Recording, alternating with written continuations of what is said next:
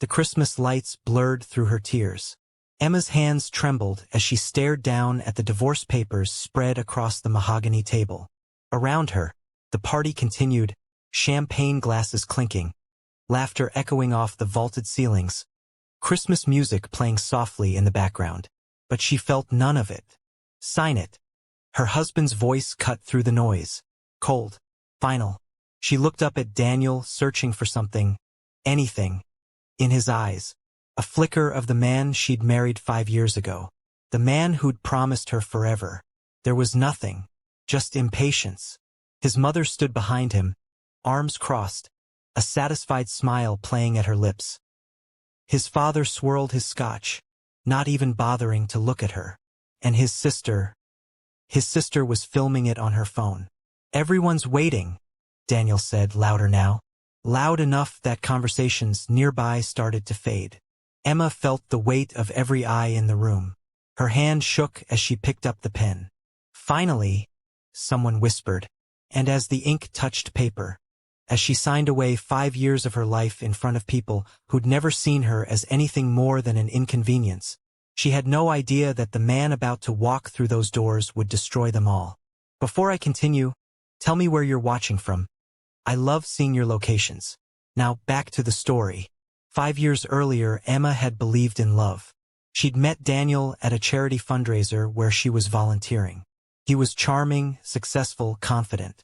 He worked in his family's real estate development company, wore expensive suits, and had that easy smile that made you feel like you were the only person in the room. Emma was different. She worked as a teacher at a public elementary school. She lived in a modest apartment. She drove a 10-year-old car that made concerning noises when it rained. But she had something Daniel said he'd been searching for his whole life. Authenticity. You're real, he told her on their 3rd date.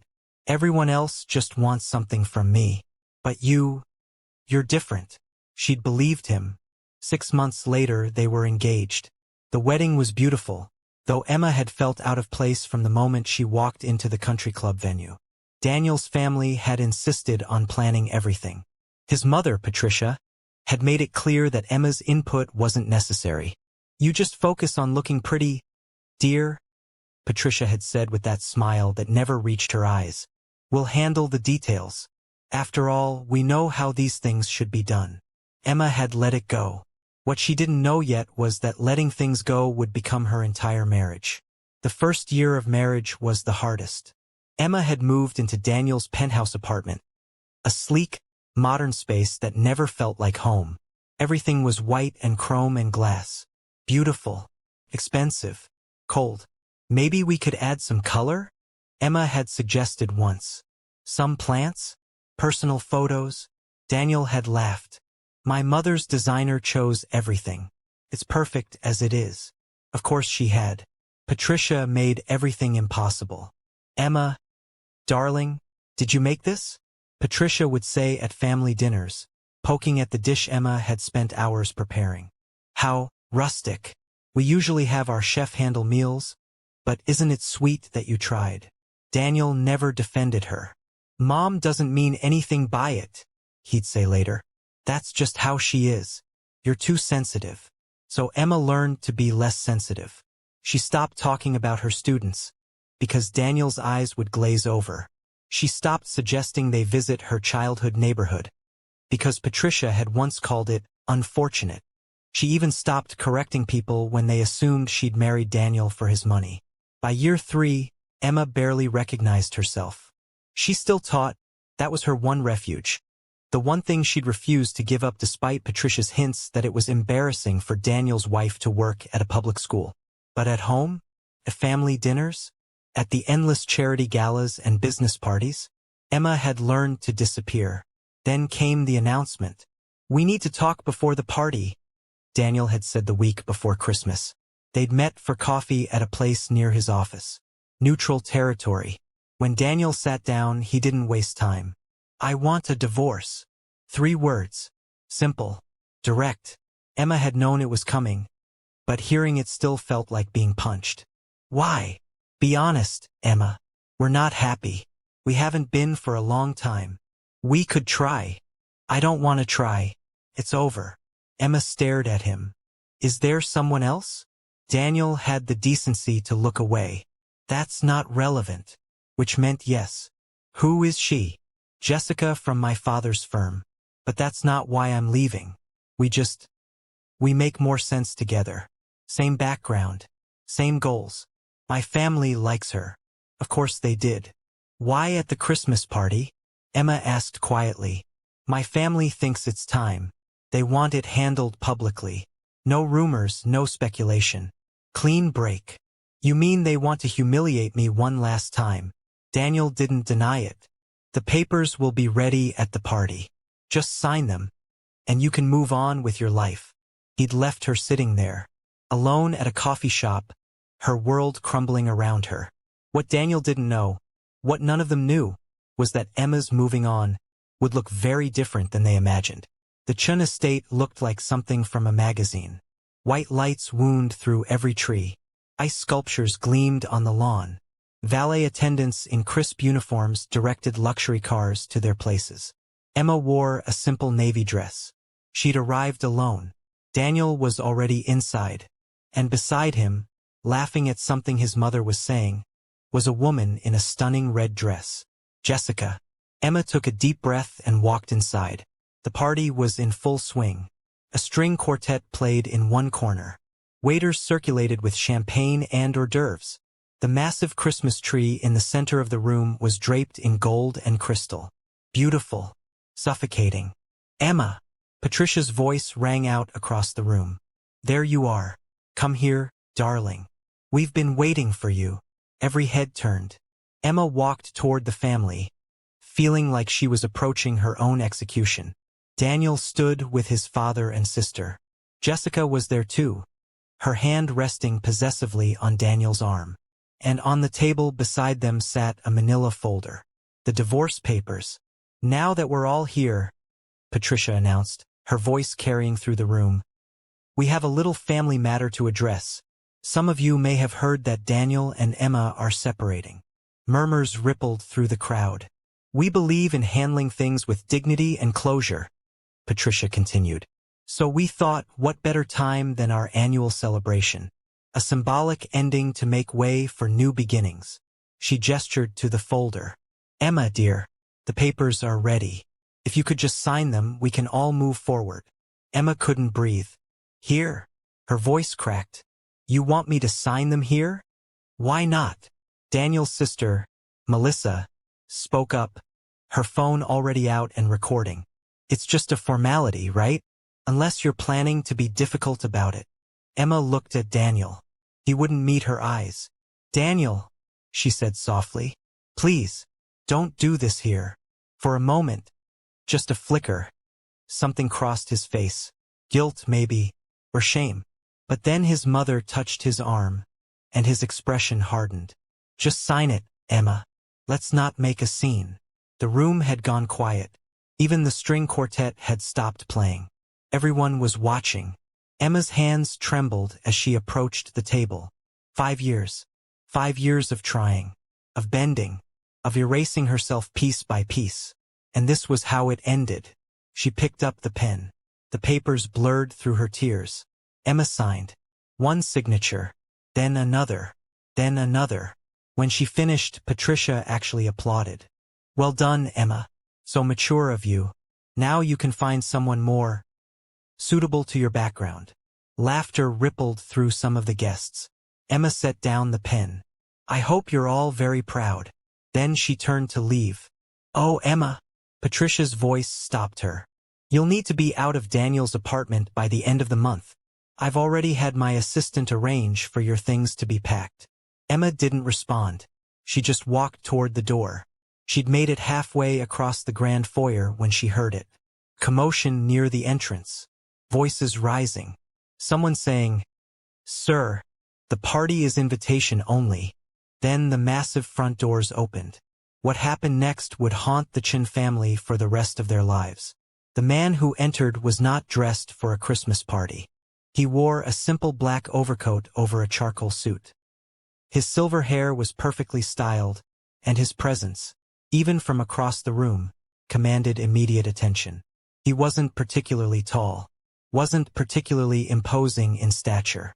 But something about him made everyone stop and stare. Behind him followed two other men in dark suits. Security. Patricia's voice cut through the sudden silence. "Excuse me, but this is a private event. I don't believe you were." The man's eyes scanned the room. Then they landed on Emma. His entire expression changed. Emma felt frozen in place. There was something familiar about him.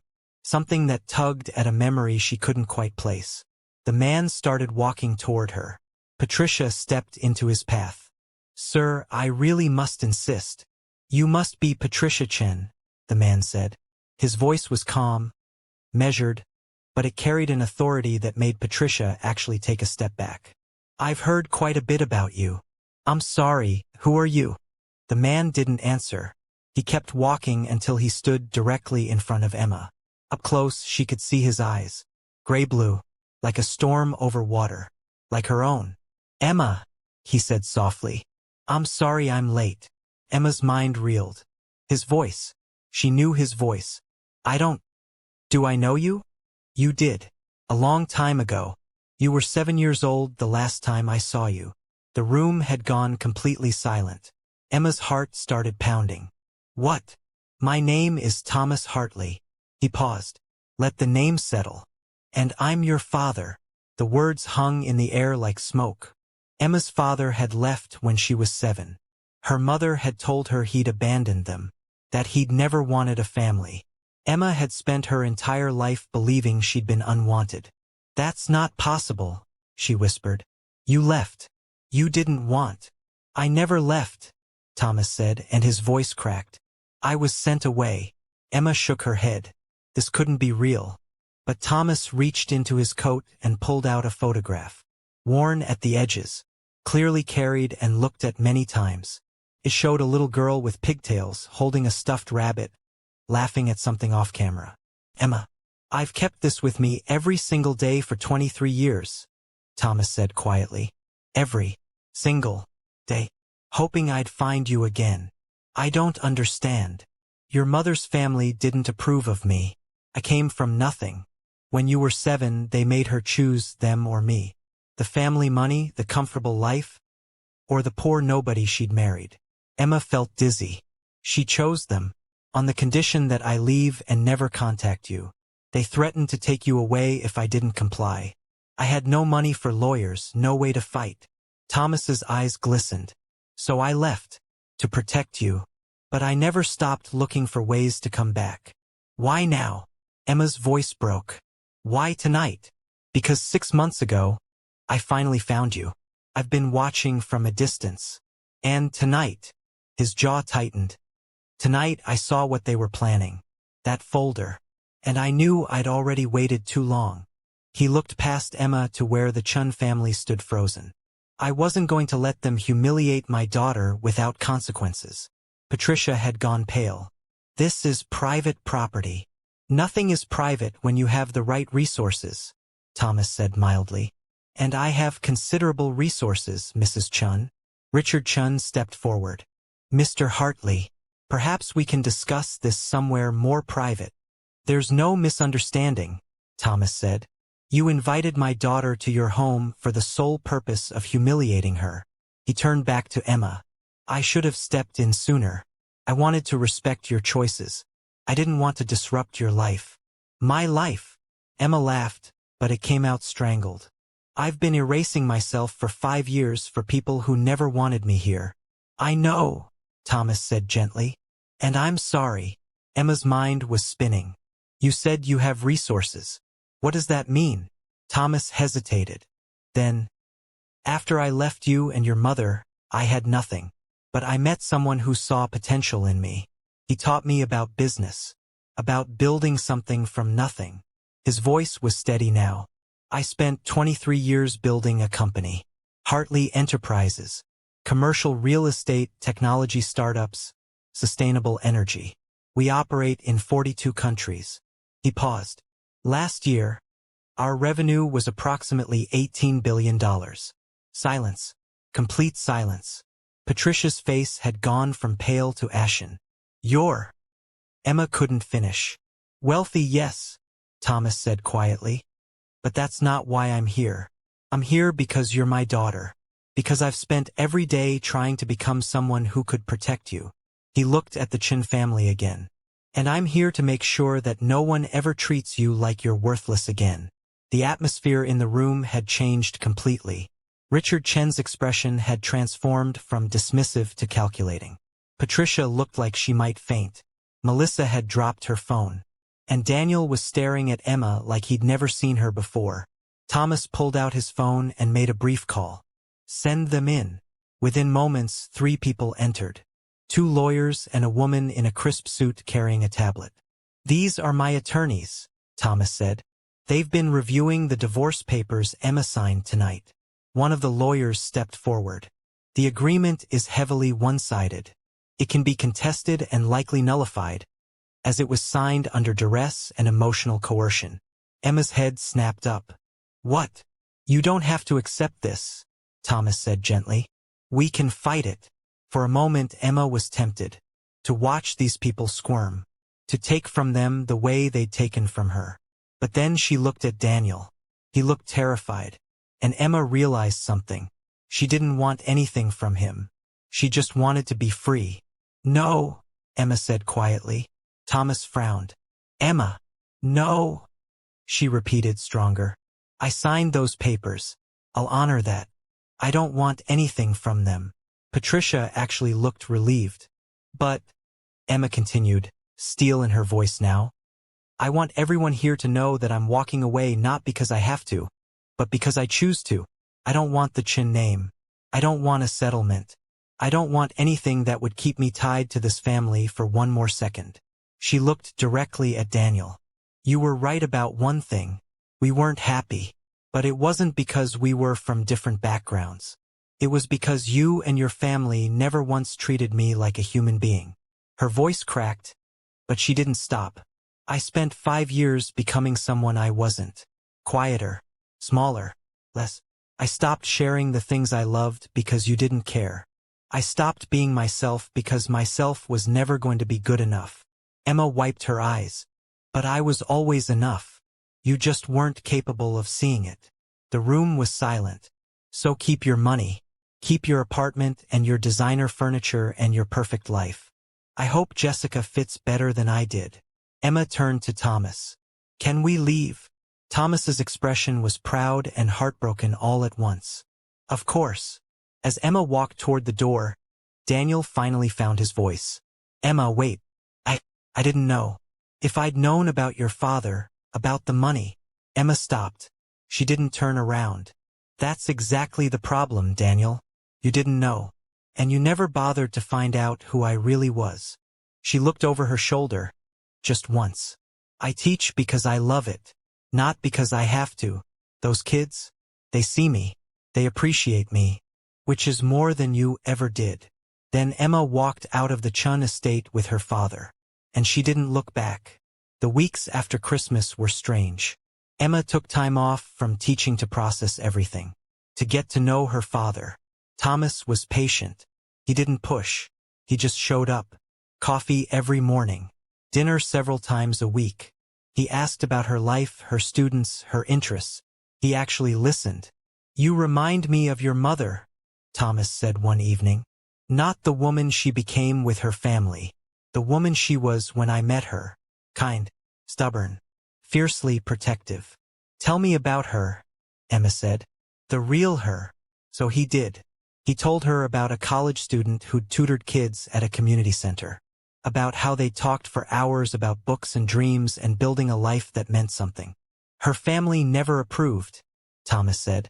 When she told them we were getting married, they cut her off completely. She never told me that. She was ashamed. And when things got hard financially, when we struggled, Thomas's voice grew heavy. They wore her down, convinced her she'd made a mistake, that she was denying you opportunities. So she sent you away, with the promise that you'd want for nothing, that her family would make sure you had everything. Emma laughed bitterly. Everything except people who actually loved me. Thomas reached across and took her hand. I loved you, every single day. I thought about you constantly. I thought you didn't want me. I wanted you more than anything in the world." They both had tears in their eyes. What Emma didn't know yet was that one more surprise was waiting. If you're still watching right now, you're exactly the kind of viewer I love. Subscribe so I can keep giving you stories that touch your heart. Hit that bell so you never miss what happens next. 3 months later, Emma's doorbell rang on a Saturday morning. Through the security camera, she saw a woman in her 60s. Well-dressed, silver hair, nervous expression. "Emma? My name is Margaret Hartley. I'm your grandmother. Your father's mother." Emma's hand froze. "I know I have no right to show up like this," Margaret continued. "But I needed to see you, to talk to you, if you'll let me." Curiosity made Emma buzz her up. The woman who entered looked nervous and hopeful and sad all at once. "Thank you for seeing me," Margaret said. They sat across from each other, and for a moment, neither spoke. "I owe you an apology," Margaret finally said. "When Thomas told me he was going to marry your mother, I warned him her family would never accept him. And I was right." Margaret's hands twisted in her lap. "When they forced him to leave, when they threatened to take you away, he asked me for money. For legal fees." Her voice broke. "And I said no. I told him maybe they were right. That maybe you would be better off with your mother's family. That he was being selfish." Emma felt her chest tighten. "I convinced my son to abandon his child," Margaret whispered, "because I believed that love wasn't enough. I was wrong." Tears streamed down Margaret's face. "I don't expect forgiveness. But I needed you to know that I'm sorry." Emma didn't know what to say. Part of her was angry. This woman had pushed Thomas away. But another part understood. She'd believed that too once. That money and status mattered more than love.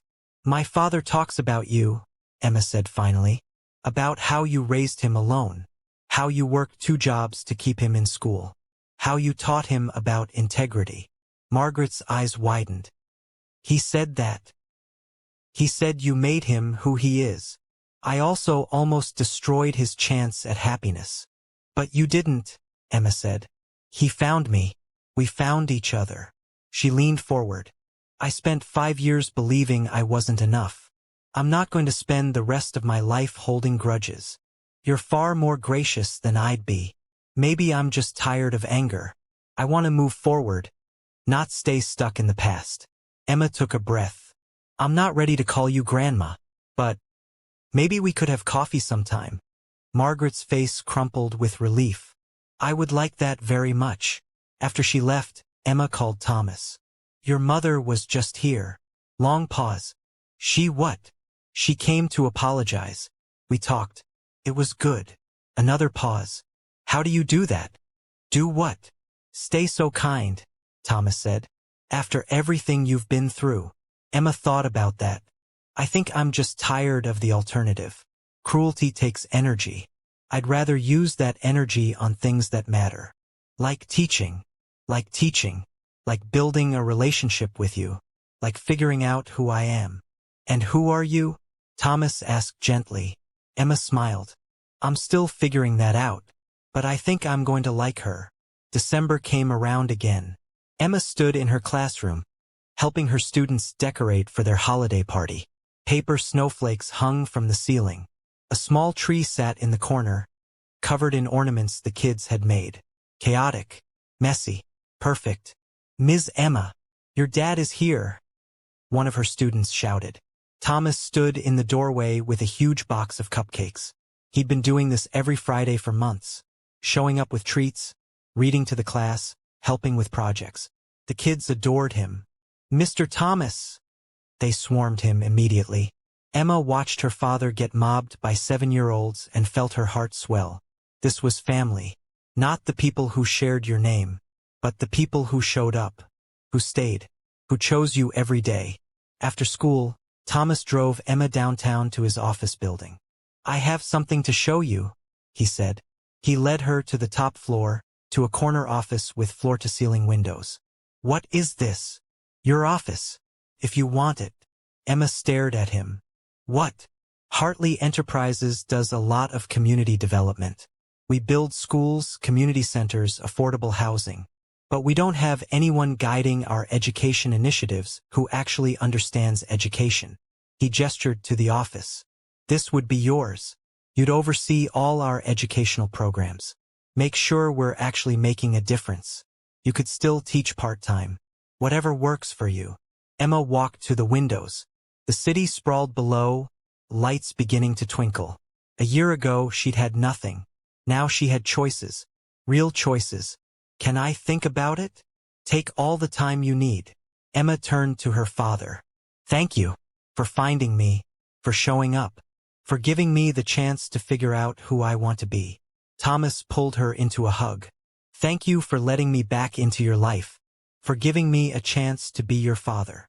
Stop trying to make up for the past, Emma said. You're here now. That's what matters. They stood there watching the city lights come on. You know what's funny? Emma said. What? A year ago at that Christmas party, I thought my life was ending. I thought losing Daniel meant I'd lost everything. She smiled. But I hadn't lost everything. I'd just been set free. Emma took the position at Hartley Enterprises. 3 days a week in the office, 2 days teaching. The best of both worlds. She revolutionized how the company approached education. Listening to teachers, involving students, funding programs that made real differences. She was good at it. Margaret became a regular part of her life. Not a traditional grandmother they'd missed too much time, but a friend. Emma never heard from the Chens again. She saw Daniel once from a distance at a charity event. Their eyes met across the room. He looked away first. She felt nothing but relief. She dated occasionally. Nothing serious. For the first time, she was learning to be happy alone. To be complete without someone else defining her worth. Sometimes on Sundays, she had dinner with Thomas and Margaret. Sometimes she sat alone in her garden, reading, perfectly content. She'd started writing too. About her experience. About rebuilding after humiliation. About discovering your worth. People reached out constantly. Other women who'd been through similar experiences. Emma answered every message. You helped me, they'd say. No, Emma would respond. You helped yourself. I just showed you it was possible. On the 3rd anniversary of that Christmas party, Emma wrote herself a letter. Not to Daniel. Not to his family. To the woman who'd stood at that table with trembling hands. Dear Emma, right now you think this is the end. You're wrong. This is the beginning. In a few minutes, someone is going to walk through those doors and change your life. But here's what I need you to know. Even if he hadn't shown up, you would have been okay. Because your worth was never tied to anyone's approval. You were always enough. So sign those papers. Walk out of that party. Let them think they've won. Because in the end, you're the one who wins. You get to wake up every morning and actually like the person in the mirror. And that's worth more than anything they could ever take from you. Love, Emma. She folded the letter and put it in her journal. Then she called her father. Want to come over for dinner? I'd love that, Thomas said. Should I bring anything? Just yourself. That's all I ever needed to bring. Wasn't it? Emma smiled. Yeah, Dad. That's all you ever needed to bring. The people who tried to make you feel small were just trying to make themselves feel big. But true strength doesn't come from diminishing others. It comes from knowing your worth when the world tries to convince you otherwise. Emma signed those divorce papers believing she was nothing. She walked out knowing she was everything. Not because of her father's money, but because she finally believed the truth. She had always been enough. If you've ever been made to feel small by people who thought they were better than you, this channel is for you. Hit subscribe because you deserve to see how these stories end. Drop a comment and tell us. What moment in your life forced you to realize your worth?